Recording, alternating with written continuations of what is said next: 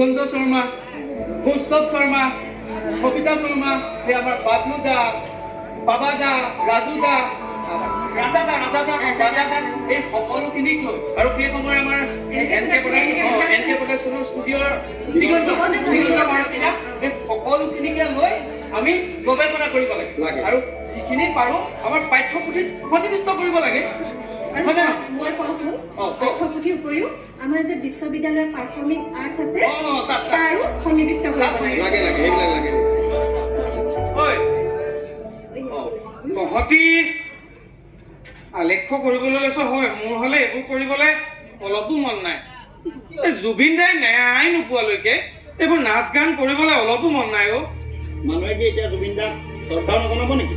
তহঁতি সাংবাদিক গালে যে মোৰ আগত কথাই নকবি। তই কাক কথা কৈছ? তোক কৈছো, এনে মানুহে তহঁতৰ গাড়ী চাড়ী চলাই নিদিয়ে নহয়। তোক বাপেৰ খাই আছিলি তই? কি কথা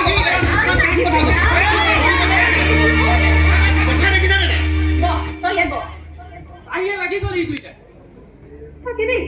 ঠাট্টা কৰা নাই, ঠাট্টা কৰিবলৈ আহিছ দাদা। সঁচাটো কৈছো, সিহঁতি এতিয়া জুবিন দাৰ ন্যায়ৰ কাৰণে চেষ্টা কৰিব লাগে নে জোনমণি ৰঞ্জনৰ ঘৰ বিচাৰি ফুৰিবগৈ লাগে? ছিংগাপুৰত যিকেইটাই নি মাৰিছিলেগৈ সেইকেইটাৰ ঘৰ বিচাৰি যাবলৈ ইহঁত পখাৰ সাহস নহল। তই দিনে ৰাতি হোৱা খোৱা নোহোৱাকৈ জুবিন দাৰ ন্যায় সম্পৰ্কে বাতৰি কোনে কৰি আছে? তই নে মই?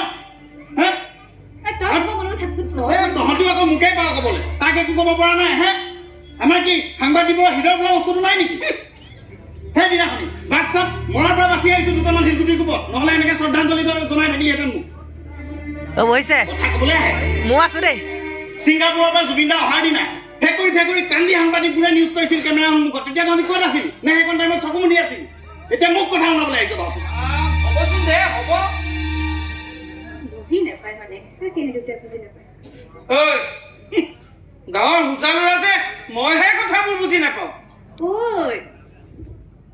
তই তেনেকৈ কৈছ যে তোক আমি তেনেকৈ নাই হ'বা নহয়, হয় নে ক? আজি আমাৰ ভতিজাটোৱে মোবাইলত কি দেখুৱাইছে জানো? কি দেখাইছে? জুবিন দা মুম্বাইত জনপ্ৰিয় হৈ অসমলৈ ঘূৰি আহিছে। এচাম সাংবাদিকে সংবাদ মেল দি নানা প্ৰশ্নৰে জুবিন দাক ভীষণ অপমান কৰিছিল। খঙতে জুবিন দাই সিহঁতক গালি চালি পাৰি হোটেলৰ পৰা ওলাই গুচি আহিলে।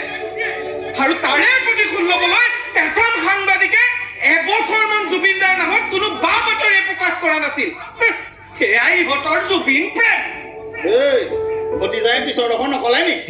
কি পিছৰ ডোখৰ? সেই সংবাদ মেলতে বিদ্যুৎ কুমাৰ ভূঞাৰ দৰে সাংবাদিকো আহি আছিল, যিয়ে নিৰ্ভীকতাৰে সত্য বাতৰিটো প্ৰচাৰ কৰিছিল।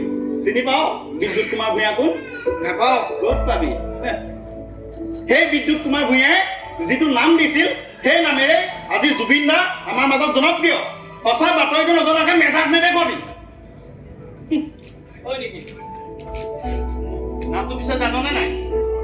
নেজানো। ই কিন্তু সঁচা কথা কৈছে। মই নাজানো। হাৰ্থ হিয়াৰ আমঠু চা নেকি? সকলো সাংবাদিক বেয়া নহয় নহয়। আৰে ভাল বেয়া সকলোতে থাকেচোন। বুজি পাইছ কথাবোৰ? আলেখ্য কৰিবলৈ আহি কি খন যে কৰি আছো আমি, সকলো এহেঁতি দুটাৰ কাৰণে হৈছে। চা, তহঁতি মোক বেয়া নাপাবি। তহঁতি নিজেও জান মই ইমান ডাঙৰ কথাবোৰ বুজিয়ে নাপাওঁ। তহঁতি নিজেই চাচোন সেই মানুহবোৰৰ কি অৱস্থা হৈছে। মানুহৰ সমাধিত কেতিয়াবা লাখ লাখ চাকি জ্বলা দেখিছ? গামোচাৰে পাহাৰ সজা দেখিছ? বিভিন্ন ধৰ্মৰ মানুহবোৰে পৰি পৰি জুবিন দাক কেনেকৈ সেৱা কৰিছে। আৰে মানুহৰ কথা বাদ দে না, সেই জীৱ জন্তুবোৰ কাছ, বান্দৰ, বগলী সেইবোৰ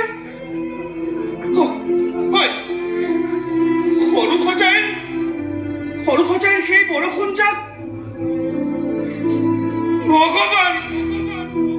ভগৱান আছিল জুবিন দা। আমি ওতে মাৰি পেলালে কৈ। এছআইটিয়ে এতিয়া চাৰ্জশ্বিট এখন দাখিল কৰিছে নহয়। এছআইটি সেইবোৰ শুনিলে যে মোৰ মাথাডালে গৰম হয়। তই কচোন, জুবিন দাই যদি ন্যায় পাবলৈ ইমান দিন লাগে, আমাৰবোৰৰ কি হ'ব? আমাৰবোৰৰ কি হ'ব? মই এটাই জানো, যিকেইটাই মাৰিছে সেইকেইটাক ৰাইজৰ মাজত এৰি দিব লাগে। ৰাইজে সিহঁতৰ কৈ দিলে হ'ব নি? দেশৰ ন্যায় ব্যৱস্থা এটা আছে নহয়। ঐ এবাৰ দেখিছনে? মই কিন্তু ইয়াৰ লগত একো লাগি থকা নাই লাগে বুলি। আচলতে কথাবোৰ মই ভবাৰ দৰে নহয়। জোনমণি ৰাভা, পৰাগ কুমাৰ দাস, এই আমাৰ অভিনীল হত্যাকাণ্ডৰ এতিয়ালৈকে একো ওলোৱাই নাই, ন্যায় এতিয়ালৈকে পোৱাই নাই। সেইটো কাৰণে আমাৰ নিচিনা এই সাধাৰণ মানুহবোৰ শংকিত হৈছে। কিন্তু জুবিন দাৰ ন্যায় নোপোৱাটো অসমৰ মানুহে কেতিয়াও সহ্য কৰিব নোৱাৰে। কেনেকৈ সহ্য কৰিব হে? কেনেকৈ সহ্য কৰিব? কমখন কৰিছে নেকি অসমৰ কাৰণে? কোন বানপানীৰ সময়ত হাজাৰ হাজাৰ শিল্পীক লগত লৈ ৰাজপথত সাহায্য বিচাৰি ফুৰিছিল, আৰু জুবিন ফেন ক্লাবৰ নামত কিমানবোৰ ভাল ভাল কাম মেডিয়া আৰু ৰাইজৰ অগোচৰে কৰি গ'ল কোনে জানে? আৰু কোন কলাগুৰু আৰ্টিষ্ট ফাউণ্ডেশ্যনৰ নামত পুঁজি সংগ্ৰহ কৰিছিল, আৰু সেই পুঁজিৰে আৰ্থিক সমস্যাত থকা বহু শিল্পীক সহায় কৰি গৈছিল। ঐ, তই ভাবচোন,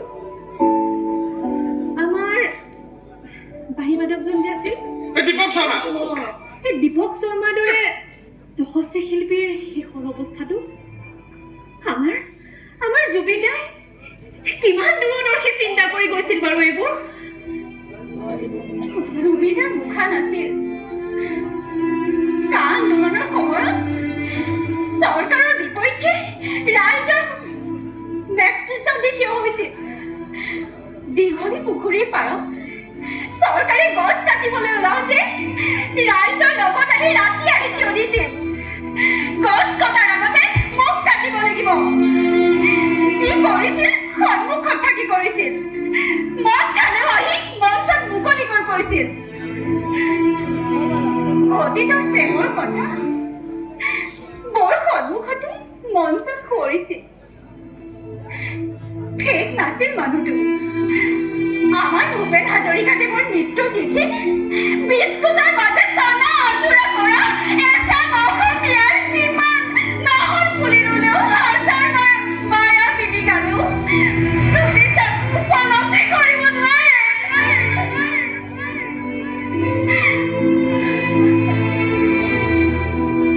মুম্বাই মায়ানগৰীত জাজ কৰি থাকিব পাৰিলেহেঁতেন মানুহটোৱে। মুম্বাইহেন মায়ানগৰীত জাজ কৰি থাকিব পাৰিলেহেঁতেন মানুহটোৱে। ইয়ালি আমাৰ গ্লোবেল ফিল্ম এৱাৰ্ড এইবোৰতো আৰম্ভণিয়ে আছিলে। এই king should never leave his kingdom. ধেমালি কথা কৈছে নে ভাবচোন? দিল্লী, মুম্বাই আৰু ভাৰতৰ বাহিৰৰ বিদেশত অনুষ্ঠান আৰম্ভ কৰে আমাৰ সেই ব্ৰহ্মাই আদি কৰি জীৱ-জন্তু ঘোষা পাখি গায়। কেনেকে ভাবিছিল বাৰু মানুহে কথাবোৰ? আৰু বিশ্ববিদ্যালয়ে দিয়া উপাধি নালাগে বুলি কয়, ডক্টৰেট উপাধি। সঁচাই আমি যি থাকোতে মানুহটোক বুজিয়েই নাপালো। কেলে নিজে কৈ গৈছে দেখোন। মোৰ কেতিয়াবা ৰাৱণ হবলৈ মন যায়। এই 10টা মোৰ একেলগে লৈ ঘূৰি ফুৰিলোহেঁতেন, 10টা চিন্তা কৰিলোহেঁতেন। ভাবচোন কথাবোৰ। হয় ৰাতিপুৱা 4:30 বজাত কেতিয়াবা চিনেমা হল খোলা দেখিছ? নাই। পুতেকে মাকক কোচত লৈ চিনেমা চাবলৈ অহা দেখিছ? অসমীয়া ইণ্ডাষ্ট্ৰিটোৰ কাৰণে মানুহটোৱে কম কৰা নাই কিন্তু। জবিন, যতীন, মুনীন এই সকলো এই 3জন মিলি আৰু এই ভাইমন্দাৰ সৈতে এটা যুগৰ সৃষ্টি কৰি থৈ গৈছে।